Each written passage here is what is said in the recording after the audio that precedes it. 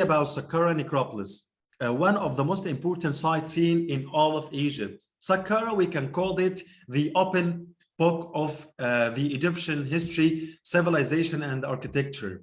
That's because you can see at Saqqara the archaic period stuff, just like that. This is a picture of the tombs of the first and in the second dynasty. This is the early beginning of our civilization. Once the king Menes or the king Narmer, he made his unification and he chose Memphis to be the capital of Egypt. The Egyptian kings, he chose Saqqara to be their necropolis. The first and in the second dynasty tombs, it's actually discovered and found at Saqqara. And by the way, it is at the north side of Saqqara. Once you get into the Teti cemetery, so you will see the pyramid of the King Teti Mereruka. It is at the back side of the cemetery of the King Teti. And the pyramid, the archaic periods mastabas, it is not allowed to be visited, so it's closed for the visitor. But it's very important for you to know that the tombs of the first and in the second dynasty, it's over there at Saqqara. Let's speak about the beginning of the Old Kingdom. I'm talking about the third dynasty. The most important king of the third dynasty is a king Zoser. Zoser, who decided to build his pyramid or his funerary complex at Saqqara, and we can call it the first stone or the first massive stone structure. By the way, don't say it is the first stone structure. No, it is the first massive stone structure, as the ancient Egyptian people themselves, they build and they use the stone during the building or when they decided to build their mastabas in the first and in the second dynasty. This is actually the Sechem Khet pyramid, and actually he is the son of the king Zoser, and his pyramid discovered or found in Gisr el-Mudir at the middle of Saqqara. So this is Saqqara during the third dynasty. What about the fourth dynasty? As we know, almost of the kings of the fourth dynasty, they choose Giza pyramids or the Giza plateau to build their pyramids. But we do have a king, he decided to choose Saqqara, and his name is Shepseskaf. If you want to know more about him, the people know the mastaba of Shepseskaf as the Pharaoh's mastaba, Mastabat Fir'aun. And the mastaba itself located at the south of Saqqara. He was one of the most unique and the very little kings during the Old Kingdom chose the mastaba shape to build his pyramid just like that, or to build his mastaba or his tomb just like that. When we go to the fifth dynasty, we will see the first king and the last king of the fifth dynasty choose Saqqara to build their pyramid. So the king Osirkaf, this is the pyramid of Osirkaf. And by the way, to know where is the pyramid of the king Osirkaf, it will be the first pyramid facing you when you put the ticket office in your bag. Just drive ahead to the Saqqara necropolis, and once you get out from the ticket office and you are moving ahead to visit Saqqara necropolis, you will see the pyramid of the king Osirkaf, and the people called it al-Makharbish, as the stones itself, it's not putting together just like that, so it looks like al-Makharbish as the people gave it that name.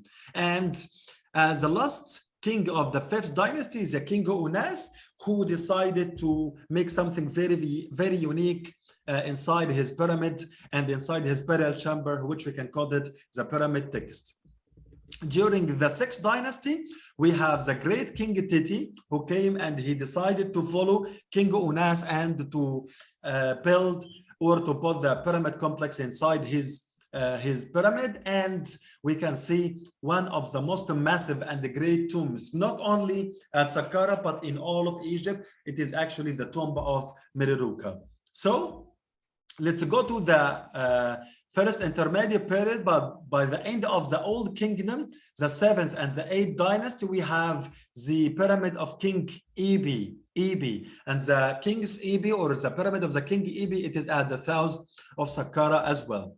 If we try to find what is the most important things during the first intermediate period, we will see some of the tombs of the high official of the first intermediate period, which actually discovered by Wirth and Gunn, and they made their excavation in there, and actually all these publications available with me if you would like to get all these papers and all these publications. So what happened to Saqqara during the Middle Kingdom? So when you ask about the Middle Kingdom tombs, they have some chapels or some little small tombs built at Saqqara. And guys, to know where is the Middle Kingdom tombs and the chapels at Saqqara, if you just go ahead to Meruruka tomb, you will see a little ruins or some little chapels next to Meruruka. This is actually the Middle Kingdom ones. Dr. Ahmed Gabr, he is an inspector of archaeology in the Ministry of Tourism and Antiquities. He actually wrote his thesis about, his master thesis about the Middle Kingdom tombs at Saqqara.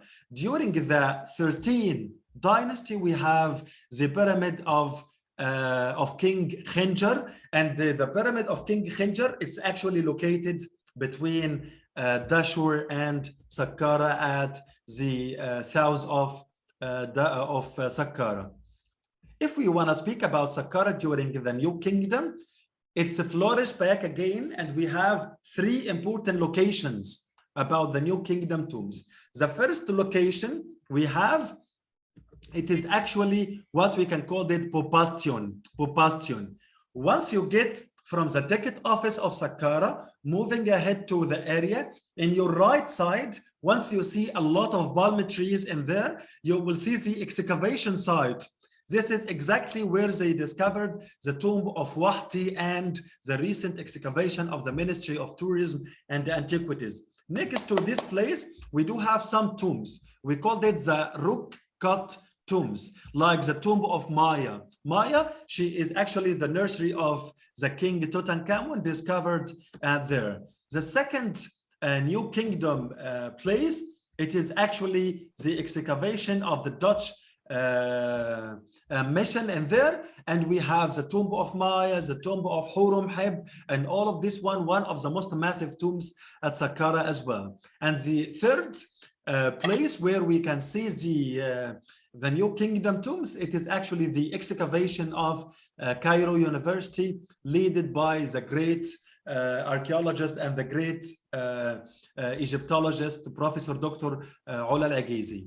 So when we speak about the late period or the time of the New Kingdom, we will not forget Serapium. Serapium actually started by the beginning or by the middle of the New Kingdom, Amenophis III, and then later on we have the Greek-Roman people even use the Serapium as well. But the beginning of the Serapium, it was during the New Kingdom. Once we get into the late period, we have something very, very unique. Unfortunately, it's not open for public, but actually this is one of the lovely tombs at Saqqara. We called it the shaft tombs. Guys, once you go to Unas pyramid, at the south of Unas directly, you will see these tombs, which we called it the Persian tombs. The Persian tombs, like the tomb of Ebismatik and Sa'isit and all these ones. By the way, lots of excavation and restoration happening right now by the Egyptian German mission led by Professor Dr. Ramadan al-Badri.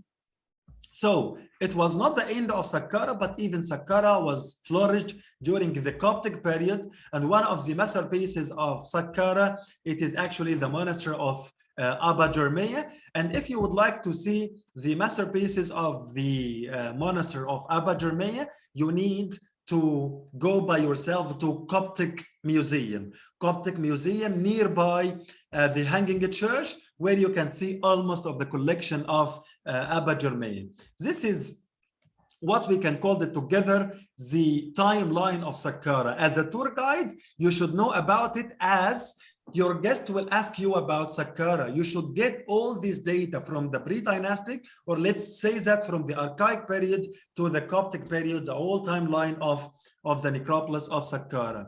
So what about Saqqara? It is actually a World Heritage Site, approximately 20 kilometers or 20 miles out of Cairo.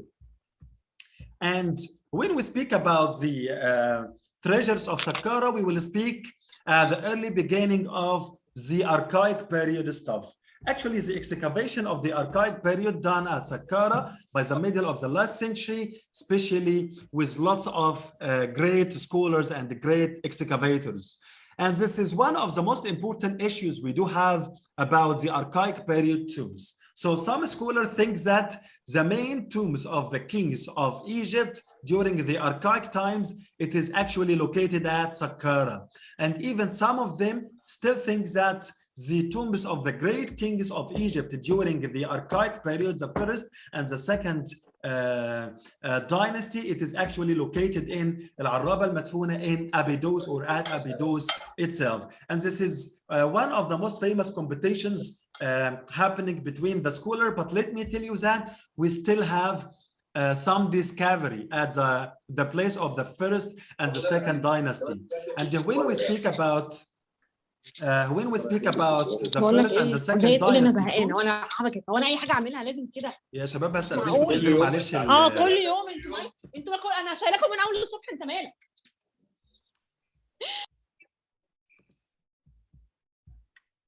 Okay, so when we speak about the tombs of the first and in the second dynasty, we can speak about the excavation which happened as well between Sakara and Abu Sir. So all the tombs of the first and the second dynasty discovered at Sakara North to the south of Abu Sir. During the whole line between Sakara and Abu Sir, we discovered a great variety of tombs of the second and the first dynasty of this one. Let's go to the masterpiece of Saqqara. When you say Saqqara, of course, you will come into the pyramid of the King Zoser. King Jesser, or the King Zoser himself, he is the founder of the third dynasty, and he decided to build his pyramid at Saqqara. And let me guys tell you that we cannot call it a pyramid complex, but it's a funerary complex, because this complex itself, we don't have Valley Temple, Causeway, Funerary Temple, and the pyramid itself was a satellite pyramid. It is a bit different. So let's explain the pyramid or the complex of the King Zoser. The complex itself is surrounded by the enclosure wall. That's it. This is the enclosure wall itself. It is 545 meters by 277 meters. It is a very massive and big and huge complex. And once we get into the entrance or the complex of the King Zoser in here by the southern east side of the complex itself, we are going to see what we can call this the whole of the complex.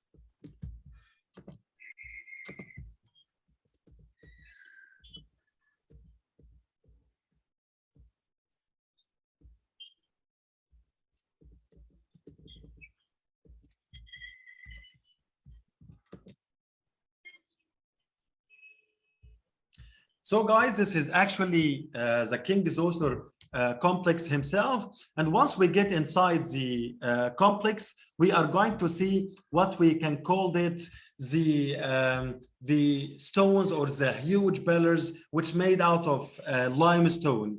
By the way, these ones actually collapsed and they restored by the French architect during the last century. And once we get inside, we will see inside the complex the hall, which we can call it the Hepsid Festival Hall. And in our left side at the south, we will see the southern tomb, and this is the pyramid of the king himself. And in here, we will see the chapels and the place where he celebrated the coronation of the king himself. Actually, we can see in this area 2 steps and 2 stairs where they put the crown of the king in Upper Egypt and the Lower Egypt. In this space, we have the house, which they called it the house of Upper Egypt.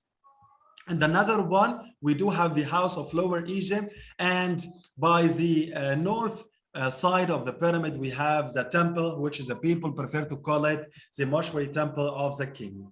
When we speak about the pyramid of the king Zoser himself, we can speak about 3 entrances. The first one, or the most ancient one, it is the one in the north, or at the north side. The north side entrance, it is the original entrance of the king himself.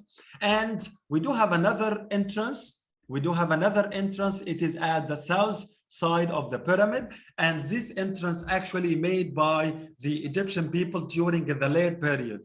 In the late period, we can call it the Theatic period or the Flourish period. They try to get back to the ancient Egyptian traditions of the Old Kingdom and the Middle Kingdom. They try to understand the pharaohs or the Egyptian people during the Old Kingdom. That's why they excavated the pyramid and they made a huge hole at the south first mastaba of the pyramid itself.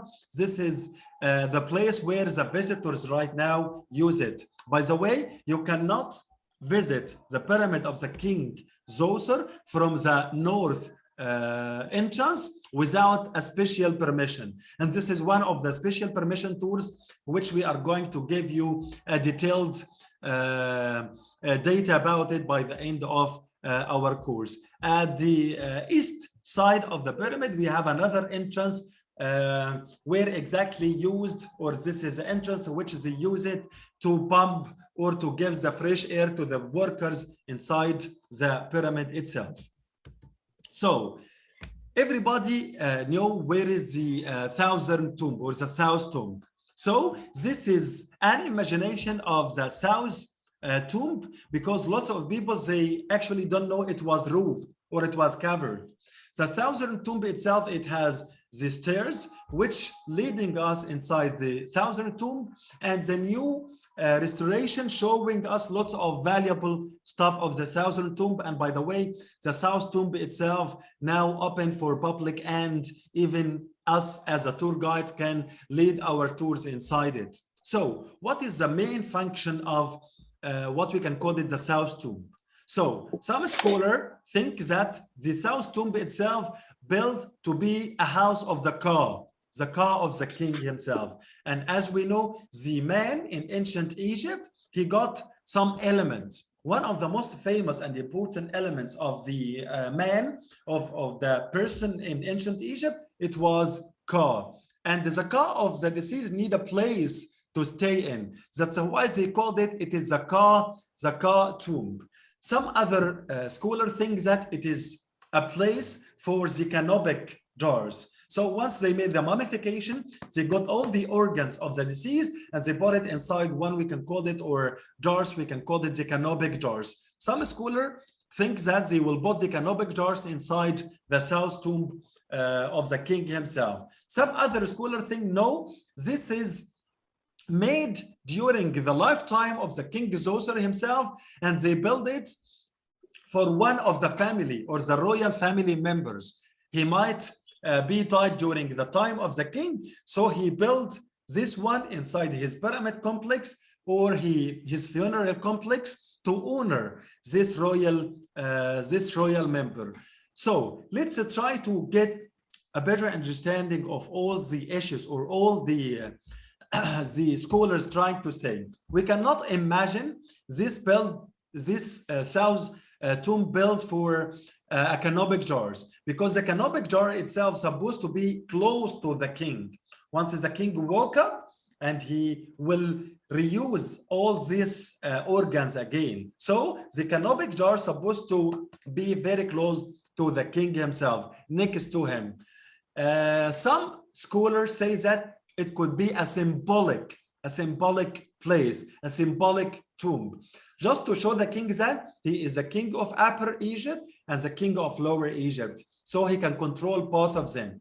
That's why inside the pyramid or the funeral complex of the king himself, he built two houses. One we can call it the South House, and the other one he called it the North House. So he is trying his best to show the people that I'm the controller, I'm the ruler of both of Upper Egypt and Lower Egypt. This is what we can call it in hieroglyphic Sema Tawi. Sema Tawi, it means the unification between Upper and Lower Egypt, and this is something very important to know about the South tomb. By the way, the top of the South tomb itself, next to it, this is one of the lovely taking pictures spot. If you would like to have a lovely and a nice picture, you need to go up there so you can see the pyramids of Dashur, Senefro pyramids, and even you can see Abu Sir pyramids. And if it's a very clear and it's not cloudy and it's not hazy, you can see even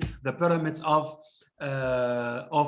Giza. This is the facade of the South tomb, where we can see actually the cobra, which actually giving the protection to the place, and this is actually the top or the place I am talking to you about. Okay, this is the entrance of the pyramid from the north side. If you would like to know where is the north pyramid or the north entrance of the pyramid, that's it, very close to the mortuary temple of the king. So you are wondering what is inside the pyramid of the king Zoser. So all these passages and all these rooms, spaces, it is actually located inside the pyramid of the king Zoser. And I honored to be a part of a great team working in the restoration of the pyramid of the king Zoser.